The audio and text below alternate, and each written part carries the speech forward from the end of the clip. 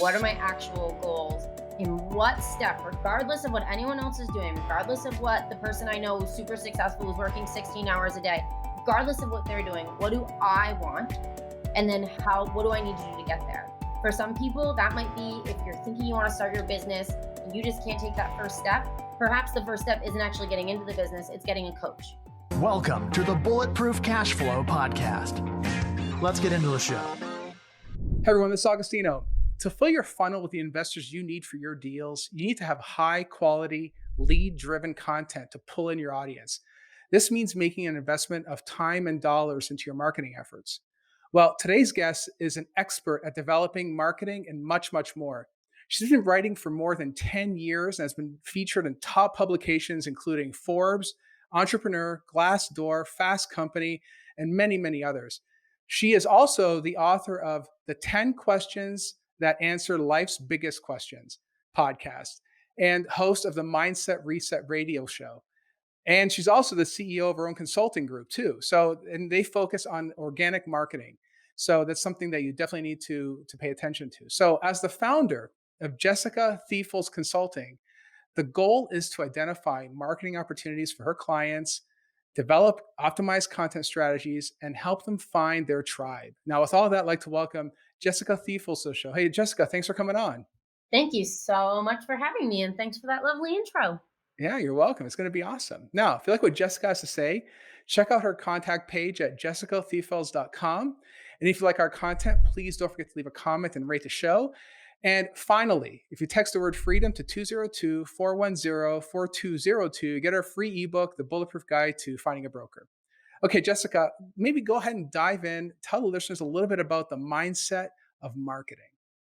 The mindset of marketing, yeah. So I come from a background of my entire career I've been in marketing, so 9 years, specifically content marketing. And so I'm a big strategy person. I know how to do all the right things, quote unquote. I know how to set goals. I know how to track my metrics. I know to do my monthly reporting. And I actually have been doing mindset work in my personal life and in my business for many years. And I actually didn't realize that I needed to be bringing that into my marketing until very recently. When I started to grow my Instagram community around my podcast and my book and all the other things that I have coming up, I was teaching other people how to do this and they were super successful, but I couldn't do it myself, even though I had all the right things working. And I'm like, what is going on? Why am I the one person who can't do this when I'm the one who's teaching it? Turns out there was this whole this whole mindset piece that I had been missing. And so I realized that what was coming up and what I was struggling with were a lot of these limiting beliefs and self-doubts and fears about really stepping into my power and owning my expertise in the industry and believing that I am the expert and that my stories are inspiring to people. And so when I started addressing that stuff, all that mindset crap that was bubbling under the surface, that's when the magic really began to happen. And that's when I realized, shit, I need to teach other people how to bring these two things together so that they can really start seeing success. Because often that's what we're doing, right? Especially as business owners. We're checking all the boxes. We're doing all the things that all the bloggers and the podcasters tell us to do, and we're not seeing success. And a lot of times it's because it's your mindset that's really holding you back. Oh, absolutely. I mean, that's where it begins and ends, right? And it's all those limiting beliefs that we put upon ourselves that really hold us back. But I often think though too, it's funny. I was looking at my email today, and I got these email lists I belong to. There's all kinds of stuff on there from these various gurus with free downloads and ebooks and videos and all this other crap. And I'm looking at it like, yeah, I can certainly do all this. I'm capable of doing all this. Do I really want to do all this? That becomes the question. Or do you hand it over to, like, say, an expert to handle it for you, right? I mean, that's a whole other discussion, it seems, right? I mean, because sometimes it's not even just a matter of, am I able to do it, but also, do I want to handle it? Do I, like, how much time do I have in a day to really want to take it on, right? That's a whole other discussion, I think, right? Yeah, and that is a big part of the mindset, because so many people, especially new business owners, say, well, I don't have the money to hire someone. I don't have that. But for me, I know I've seen in my business that the more I delegate, the more I'm willing to pay people to do the things that I don't want to do, that I can't do well, or that are not worth my time, which realistically, my time is really valuable at this point in my career. The more I pay people to do that, the more my business has grown, because the less I have on my plate, the more I can scale. So, but that's a mindset piece. That's a I don't have you if you're coming from a place of lack, all you're thinking is I don't have enough money or I don't have the time to teach someone how to do this. And so overcoming that block is huge if you're struggling to scale your business or you feel like you have so much on your plate you can't get it all done. You have to consider asking for support. And that's also a mindset thing because of control, because you have to release control to have someone else do it. You have to trust that someone else will do it as well as you need them to. So there's a lot that comes into play in terms of what's happening on the inside when it comes to, for example, yeah, delegating marketing work. Yeah. So now how do you fix that? Like what sort of recommendations do you have for someone to fix their inside game to really either hand it off or get over some of these limiting beliefs? Yeah, there's a lot of recommendations. The first one I would say is a really simple journaling exercise that I actually just took the members of my Mindset Mastery and Instagram strategy membership through. And I'll run you through it really quickly right now because it's easy to just do on your own. So you start by writing down what it is you want to achieve, whether you're focusing on the next month, the next quarter, or the next year, and get really specific. Write numbers if you have them, dates, whatever. Once you have that specific goal, then I want you to write an exhaustive list of why you can't accomplish that. What are all the reasons why that wouldn't work? Why you wouldn't be able to do that? Let's say I'm too stressed. I wouldn't ask for support. I'm not smart enough. I don't have the resources. Every single possible thing you could think of for why you can't get that done. Now I want you to write an exhaustive list of the characteristics, the personality traits, the adjectives that describe the type of person who can get that done. So maybe that's someone who's bold, who's fearless, who's badass, who's charismatic, whatever. Exhaustive, as many things as you can think of. I think when I first did this, I had 30 things on either list. And then I want you to take a step back and see that you can choose to bring all of those qualities into your life. You can choose to embody all of those things as what I like to call your new CEO. So the old CEO is the one who doesn't think it's going to happen, who's scared, who's uncertain, who's fearful of what they don't know. But the new CEO are all of these things that you've said can make that happen. And then the final step is to then create a mantra around that. So for me, I kind of like to steal this line from Tony Robbins. I don't know when he said it or where he said it, but the quote is, I built this motherfucker. And I hope that swearing's okay on this podcast because I've already What is now? told twice. um, but I love that idea. It feels so powerful. And when I think that, I step into that role of new CEO. So that's one way to start thinking like the new CEO would be confident enough to delegate, would be willing to take 20 minutes to teach for 5 hours of extra time each week, whatever it is. So that's one of the first things you can do that's really easy to do as well. You could just sit down with a journal and do it in 20 minutes. It's funny because I do something like this. I actually write them out every quarter where it's like, Mhm. what do I want to do in the quarter? And then rather than writing out what the limiting beliefs are, I just say, what's it going to take to get it done? Yeah. So very, very similar, right? In that they're very specific things that have to get done. Very, very Mhm. specific, right? And Yeah. maybe it's about marketing. Maybe it's about something else. Maybe it's a goal of acquiring or closing X number of deals or X number of units or whatever the case may be, and it's that sort of thing that provides a great deal of clarity around what you want to accomplish. I think is what it is, and I would imagine that list is probably not a very big list, right? You're not listing like 100 things, right? Of what? Of that could go wrong? No, no, I'm sorry, a list of 100 things in terms of goals, for instance. Well, this we're not listing goals in this one. But no, in general, you would want to keep your goals pretty simple because the more energy you can give toward each thing you're doing, the more power you're going to be able to give to it. So setting goals, even if for me, sometimes I have to kind of like theme my months, because I'm the type of person who I'm doing 10 things at all times because I just can't slow down and I have so many ideas.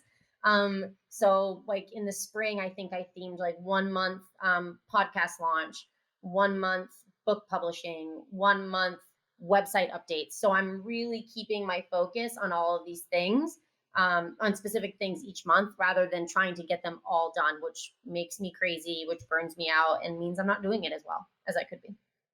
It's interesting that it's a very cool take in terms of just focusing an entire 30-day block on one specific thing Many people find that hard to do. Like, so Mm. how do you track that kind of thing? I mean, aside from writing out, like you're saying, like you're basically delineating what success looks like. It sounds like to me, and what are the potential downfalls, and what do you need to be successful at that? But I guess how do you know? How do you identify success, and how do you know you're tracking it properly?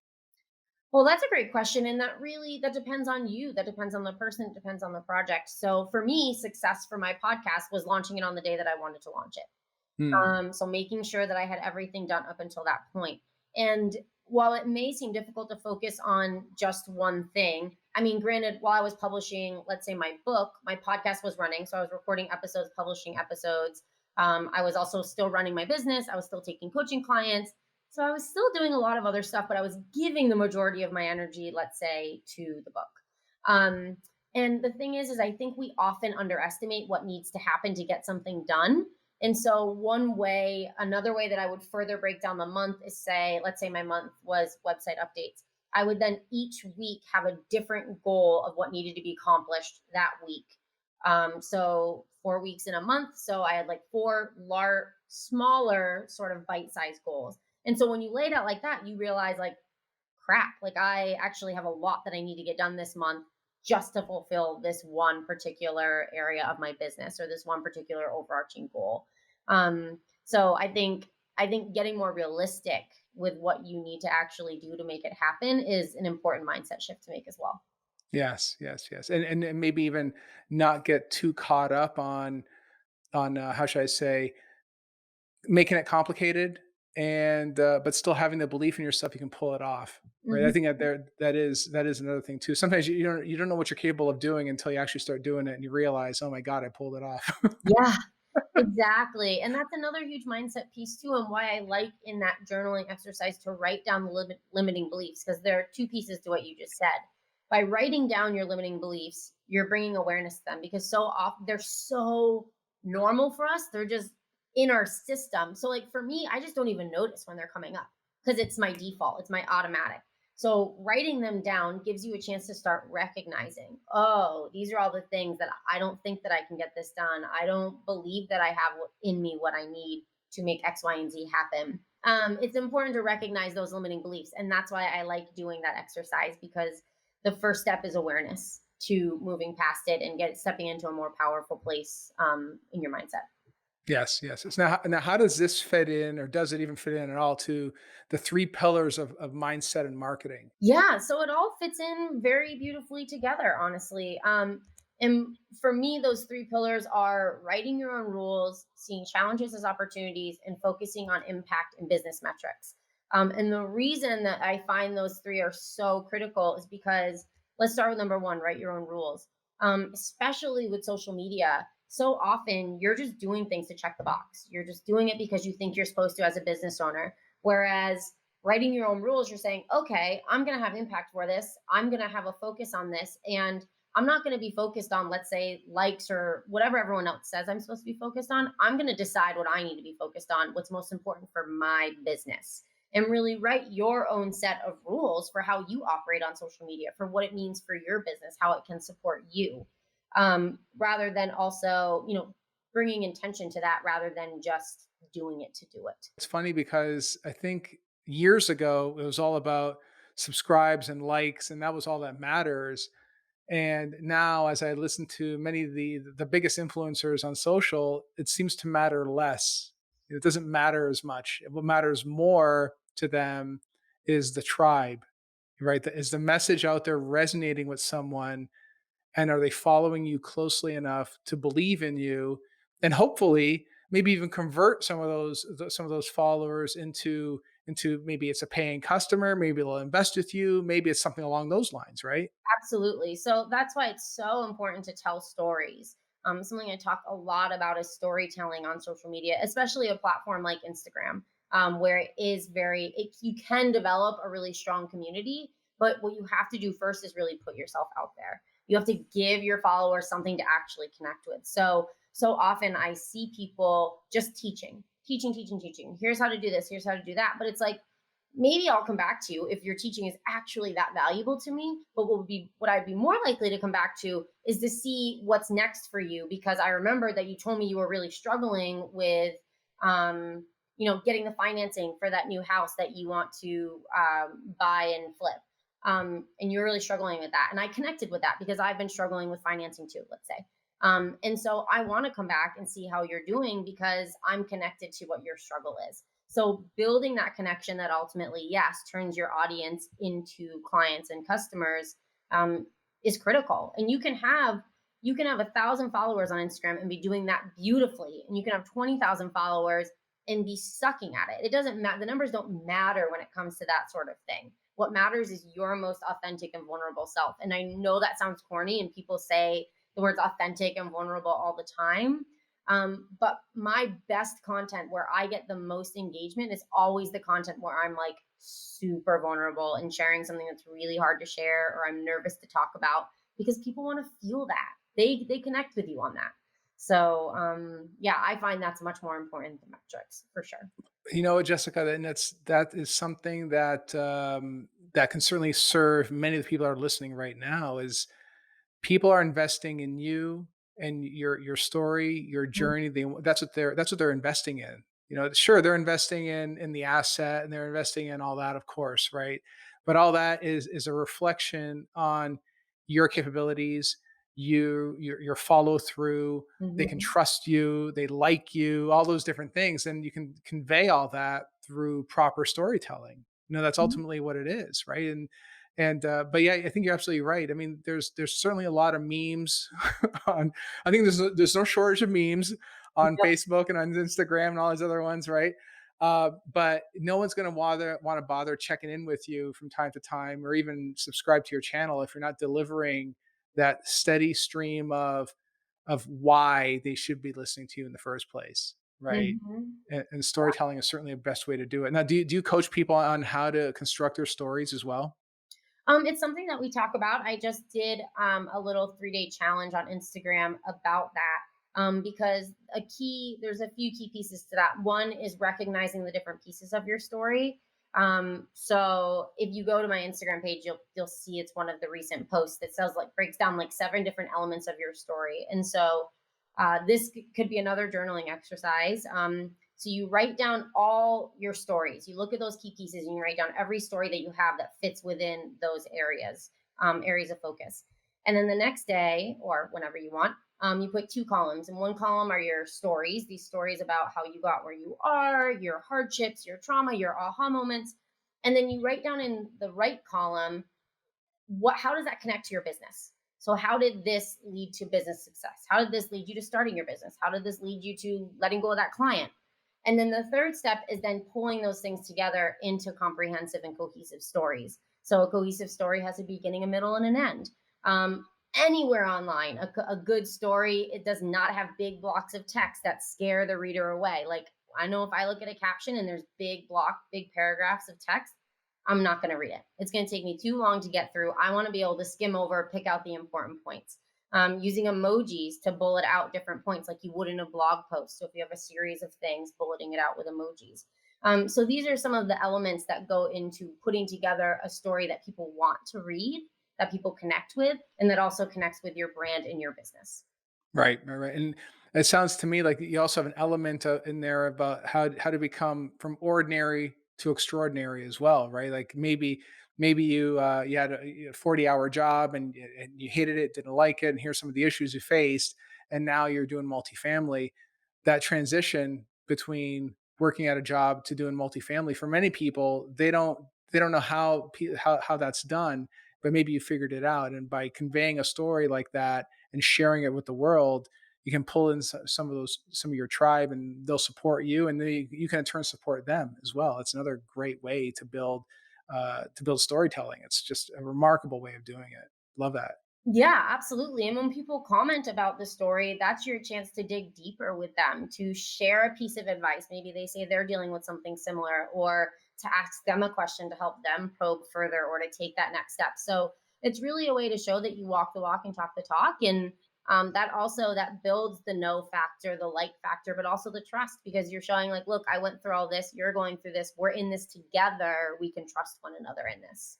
Yeah. Yeah. Now, I noticed that for many of the social media influencers out there, they're not just telling their story once or twice. They're telling their story all the time. I mean, it's usually some condensed version of it, but for the most part, it's always the same sort of thing. They always have a condensed version of that story, and I think it's really to pull in new listeners or new viewers. So that one of your strategies to make sure that there's some sort of repetition in there, so you can remind the listener, even if they are a current follower or maybe it's a new person. Is that one of the things that you do to really help pull them in? Yeah, I think that's where the part of the exercise where you're pulling out the different pieces of your story is valuable. So you're sort of just telling like one little piece of it here and there, but also you just have to know that like it's not until the fifth time you say something that potentially someone hears that you're saying it. So saying it over and over again in some other version, you might feel like you're sounding like a broken record, but more often than not, people are not going to recognize that, especially because if they're reading, let's say, your caption on Facebook or your caption on Instagram, they're going to read it and immediately move on to something else and likely forget it. And so by telling it more than once in all these different variations, you're ensuring that they are in fact hearing it, and so they can in fact connect with it, because they might not connect with it on the first time or the second time. So That's right. yeah, it's definitely important to just continue putting it out there, continue telling each different version of that story. And I'm sure each version, different versions of your story connect with different elements of where you are now. So we're always evolving, we're always growing, and being able to tell those stories in conjunction with ways that we've grown and changed, makes it feel, more vibrant and less boring. Yeah, yeah. So great. So let's say, for instance, someone has done a good job. They get the videos out there. And they write the content. They get them in, and so now you have a nice, good size audience that is following you, and they're doing they love your stuff. They love your material. How do you convert those people to to basically leads? They can hopefully at some point follow up with it and maybe even convert them into investors. Like how do you see something like that flowing? Yeah, I love free downloads because everybody likes to get something for free. They like to get it right away. It's the number one way that I've driven subscribers for myself and for clients. And people think, like, you might think it's annoying to have like a pop up on your site, an opt in pop up on your site, but those convert so well. So, step number one is get out of your head that that's annoying. People are used to it, it's very standard. If they don't want it, they know they can click X. But yeah, getting some sort of freebie, and it really depends on your audience and your industry. So, when you're looking for investors, perhaps that's some sort of report that you put together or an analysis of a very large industry report that breaks down the different pieces. So, that's helpful for someone who's in that industry, versus maybe it might be more valuable for you to create like a checklist or an ebook. The most important thing is not just to create something to create it, but to create something is actually going to be valuable, because people are only going to download it if they're actually interested in it. And so you can do that by knowing your industry, but it's also really easy, especially with social media, to pull your followers and get an idea of what they want to read about. So you could do like an Instagram in your stories. You could do one of like the question when you have two responses, or you could ask a question and have the open ended answer. You can also send out a survey. You could just sort of like not cold call, but just take a survey and send it out to people that you think might be able to give you insights. Or if you already have a subscriber base, you can, get feedback from them. So figure out what it is that's going to really work for you and your audience, what they're really going to want. Create it, make it look good, because remember, this is like their first impression of your brand, likely. So you want to really impress them. You want to make sure there's a call to action on there, so that ideally they're going to do something once they've done that. And then you want to make sure you have your funnel set up. So once they're in there, you're able to nurture them. And ideally, you have at least a few emails that they go through. And then you're also ideally reaching out to them, a couple times a month or at least once a month with just like a general value based newsletter, because you don't always want to be selling. You want to also be consistently giving them things of value so that they remember your brand as one that's always been helpful for them.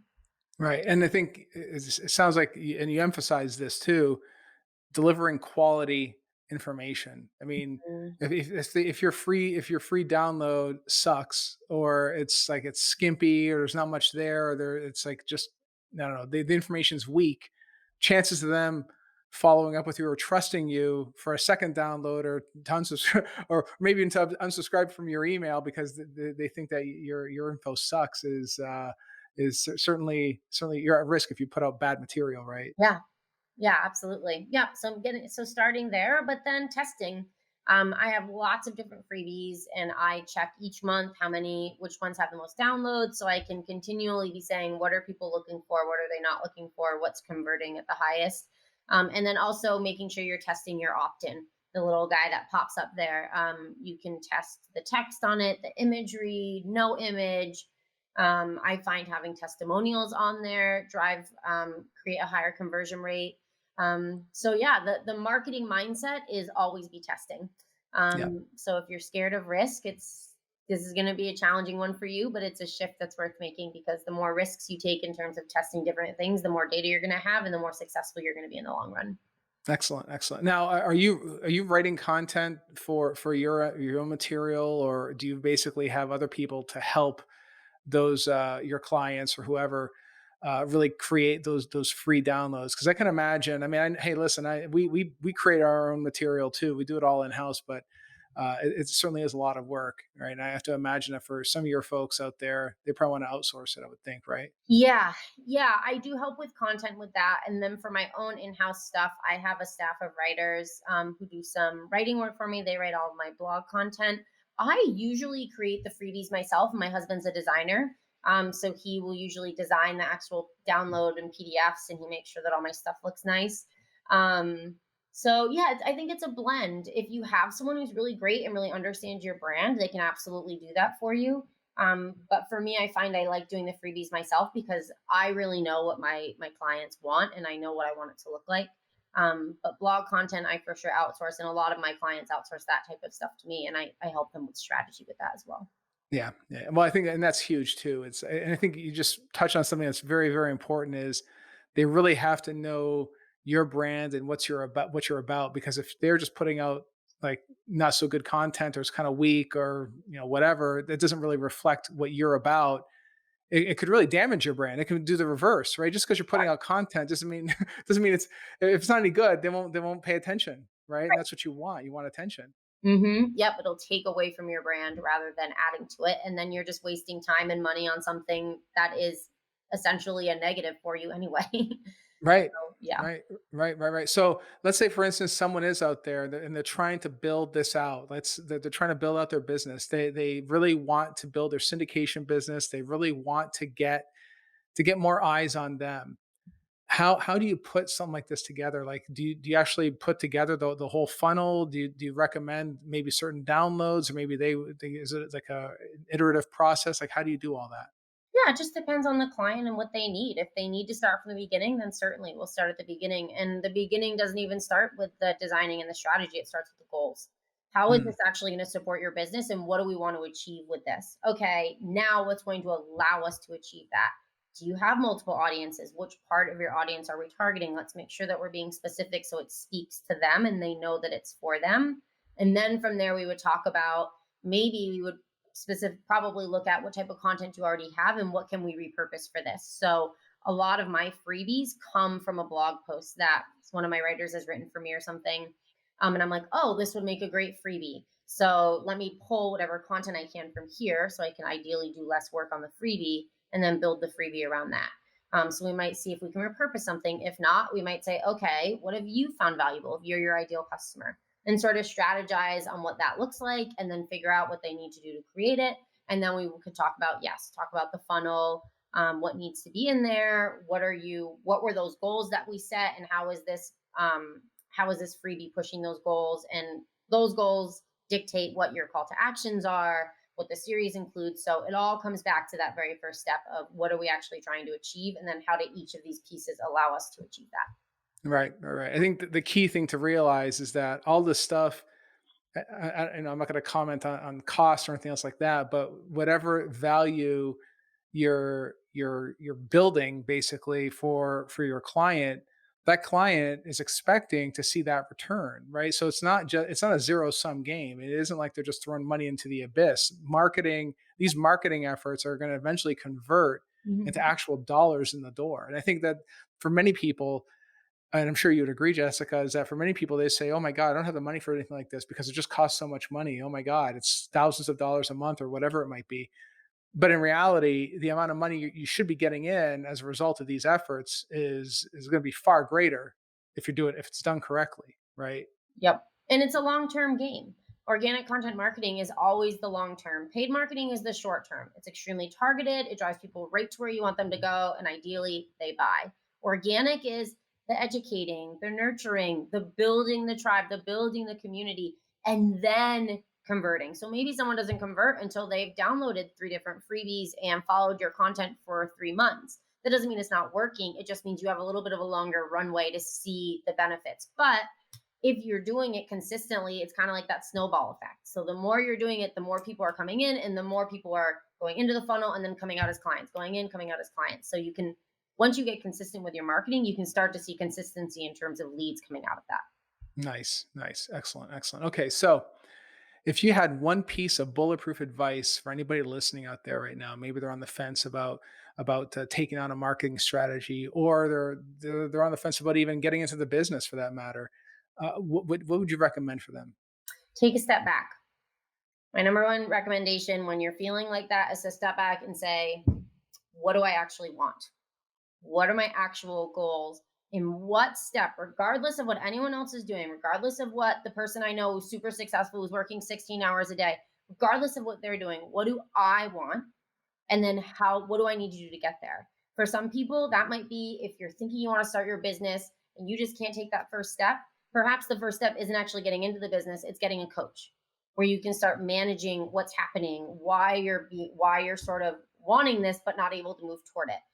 If it's in marketing and social media can be valuable for helping you connect with your clients, but you don't know where to start, maybe that first step is working with a marketer, is bringing someone on, bringing a contractor on, or working with someone like me, a marketing coach, or joining. There's tons of programs out there, especially specifically for real estate, where you can work with, join a mastermind or something, and that would help you get started. So yeah, always take that step back and sort of zoom out the lens, because we can get so hyper focused on something and then everything else we sort of forget about.